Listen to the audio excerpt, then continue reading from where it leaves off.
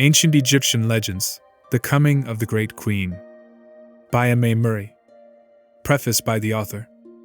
In this book I have retold the legends of the gods of ancient Egypt, legends which were current in the morning of the world, preserved to the present day engraved on stone and written on papyri.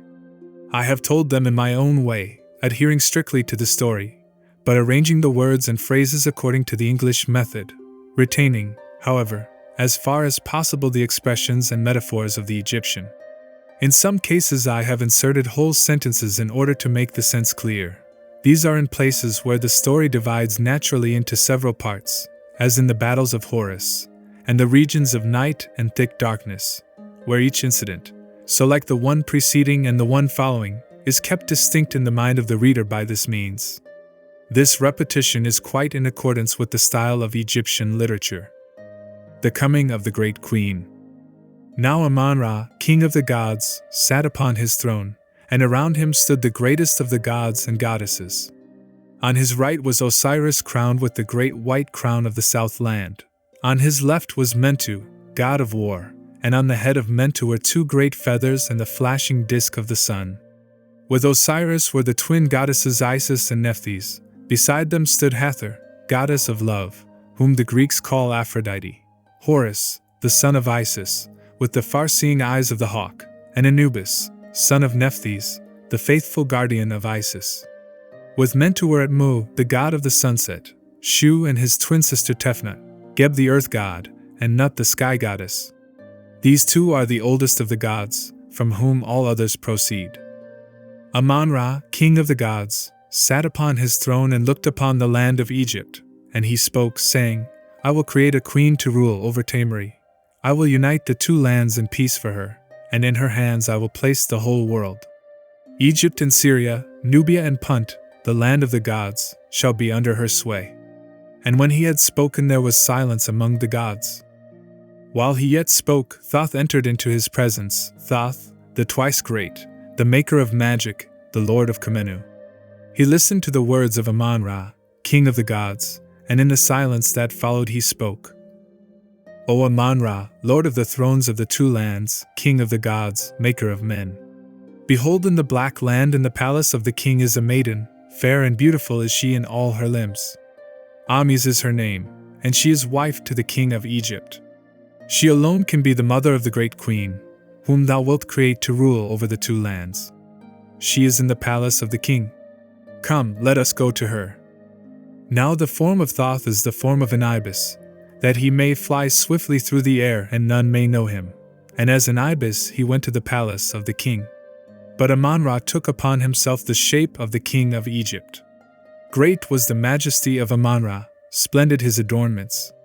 On his neck was the glittering collar of gold and precious stones, on his arms were bracelets of pure gold and electrum, and on his head were two plumes. By the plumes alone could men know the king of the gods. In one hand he carried the scepter of power, in the other the emblem of life.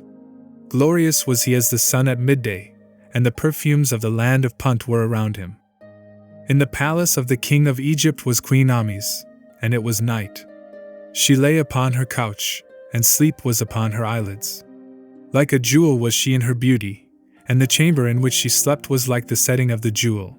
Black bronze and electrum, acacia wood and ebony, were the adornments of the palace, and her couch was in the form of a fierce lion. Through the two great doors of the palace went the gods. None saw them, none beheld them.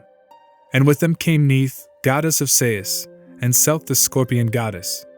On the head of Neith were the shield and crossed arrows, on the head of Selk a scorpion bearing in each claw the emblem of life.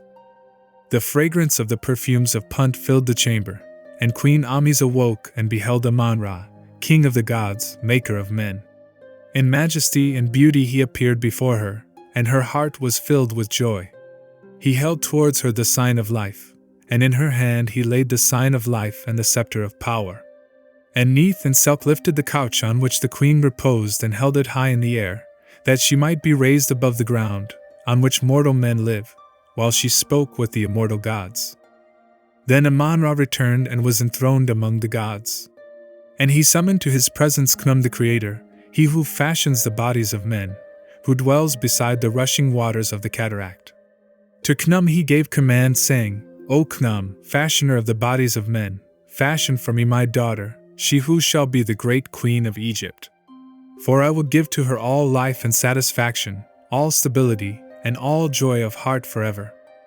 Khnum the creator, the fashioner of the bodies of men, the dweller by the cataract, made answer to Amon-Rah, I will form for thee thy daughter, and her form shall be more glorious than the gods, for the greatness of her dignity as king of the south and north. Then he brought his potter's wheel, and took clay, and with his hands he fashioned the body of the daughter of Queen Amis and the body of her Ka. And the body of the child and the body of the Ka were alike in their limbs and their faces, and none but the gods could know them apart. Beautiful were they with the beauty of Amon-Rah, more glorious were they than the gods.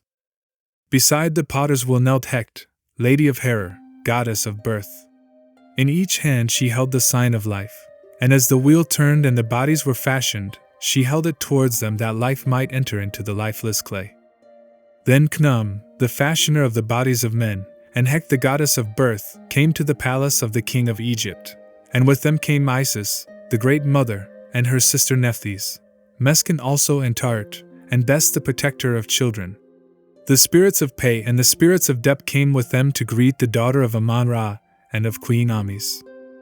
And when the child appeared, the goddesses rejoiced, and the spirits of Pe and the spirits of Dep chanted praises to her honor, for the daughter of Amon-Rah was to sit upon the throne of Horus of the living, and rule the land of Egypt to the glory of the gods. Hatshepsut was she called, chief of noble women, divine of diadems, favorite of the goddesses, beloved of Amon-Rah. And to her the gods granted that she should be mistress of all lands within the circuit of the sun, and that she should appear as king upon the throne of Horus before the glories of the great house. And upon her was the favor of Amon-Rah forever.